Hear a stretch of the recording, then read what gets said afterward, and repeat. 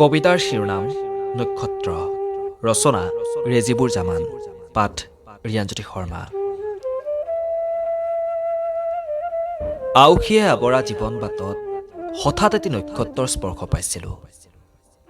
এন্ধাৰ পথৰ জোনাকৈ দুচকুত আশাৰ চাকি জ্বলাই নিৰাশাই বিৰাজ কৰা জীৱন্তীক সময়ৰ সোঁতত সাহসেৰে আগুৱাই উভতি নহাৰ বাটেৰে মধুময় সময়ে ল'লে বাট।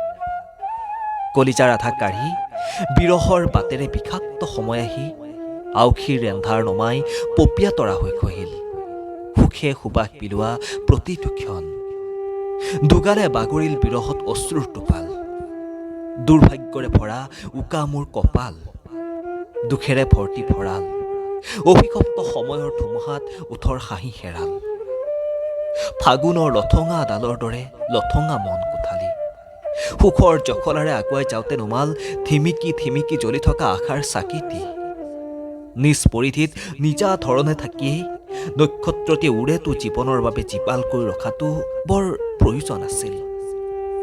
অস্তাচলত হেঙুল বৰণ সিঁচি ৰদালি আঁতৰাৰ দৰে আঁতৰিল ঠিকেই, কিন্তু নক্ষত্ৰটিয়ে নাভাবিলে জীপাল কৰি জী ৰাখি মৰীচিকাৰ ৰূপ লৈ হঠাৎ আঁতৰিলে চিৰদিনৰ বাবে জীপাল কৰি জী ৰখাজনৰ পৃথিৱীলৈ অমাৱস্যা নামি টুকুৰা টুকুৰ হৈ পৰিব আশাৰ চাকিটি।